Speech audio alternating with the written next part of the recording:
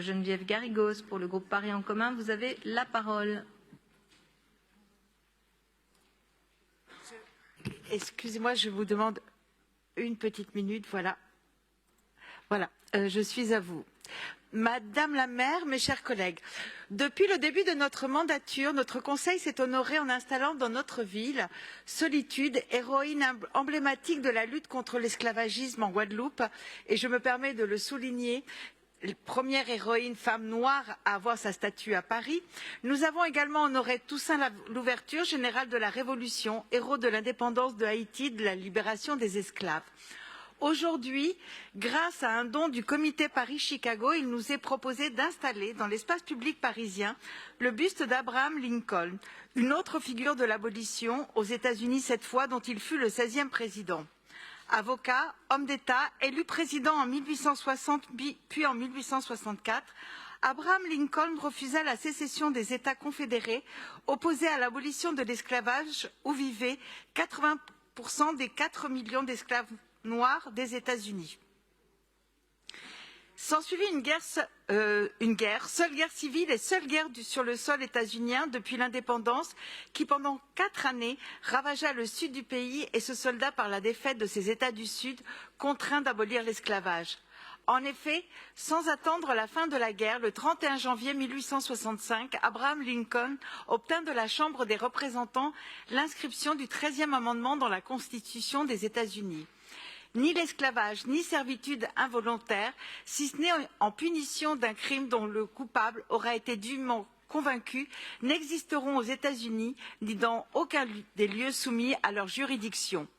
Ces quelques lignes ont libéré des millions d'hommes et de femmes d'une servitude inhumaine. Nul n'ignore d'ailleurs que tous les êtres humains naissent libres et égaux en dignité et en droit. Cet article premier de la Déclaration universelle des droits de l'homme, si souvent déclamé, si souvent ignoré, si ce n'est bafoué, encore tout récemment en France avec la loi immigration. Mais si la marche vers l'abolition de l'esclavage a une longue histoire, elle n'est pas finie. En Mauritanie, dernier État à l'avoir aboli en 1981 et l'un des derniers au monde où il est encore un phénomène de masse, 1% de la population y serait toujours asservie. Et malgré une loi criminalisant l'esclavage adoptée en 2007, lors d'une visite en 2022, le rapporteur spécial de l'ONU soulignait que les personnes réduites en esclavage dans ce pays, en particulier les femmes et les enfants, je le cite, sont victimes de violences et d'abus, y compris de la violence sexuelle, et sont traitées comme des biens. Selon l'ONU et l'OIT, en 2022, 50 millions de personnes dans le monde au moins seraient victimes d'esclavage moderne, dont un quart d'enfants. 22 millions le seraient de mariage forcé et 28 millions de travail forcé lui aussi, dont 18 millions dans le secteur économique, textile, agriculture, bâtiments, services à la personne et bien d'autres encore. 6 millions exploités sexuellement et 4 millions par les États. Permettez-moi d'avoir d'ailleurs une pensée pour les Ouïghours condamnés aux travaux forcés par les autorités chinoises, notamment pour fabriquer des biens qui seront vendus dans les boutiques à 2 pas de cet hôtel de ville. De penser aux Nord-Coréens qui meurent d'épuisement et de faim dans des camps, aux Érythréens aussi enfermés dans des camps, ceux de cette prison à ciel ouvert dénommée la Corée du Nord de l'Afrique. L'esclavage moderne n'est pourtant pas l'exclusivité de dictatures. Il est pratiqué partout, y compris dans les pays européens, et nous devons nous inquiéter de l'augmentation du nombre de victimes, de la traite, du travail et des mariages forcés. 10 millions en 5 ans, plus 10 millions de personnes victimes de la traite et des travaux forcés en 5 ans dans le monde. Et les politiques de contrôle des migrations de plus en plus sévères n'y sont pas pour rien. En criminalisant les migrants, en renforçant murs et barbelés, d'ailleurs je vous invite à voir Green Border d'Agnieszka Holland qui sort demain soir, nous les livrons au diktat des passeurs, à la volonté des marchands et souvent à la mort.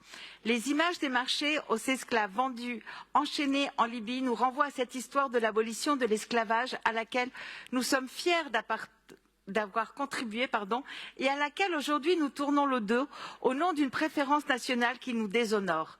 En donnant la liberté aux esclaves, nous assurons celle des hommes libres. Le combat d'Abraham Lincoln lui valut d'être assassiné 5 jours après la fin de la guerre de sécession, à la suite d'un complot organisé par des partisans sudistes. En installant sa statue dans le 8e arrondissement, nous rendons hommage à un très grand homme d'État qui a contribué à l'émancipation de l'humanité et dont j'espère nous retiendrons que lorsque l'homme s'habitue à voir les autres porter les chaînes de l'esclavage, c'est qu'il accepte lui-même un jour de les porter. Je vous remercie. Merci beaucoup, Geneviève Garrigos.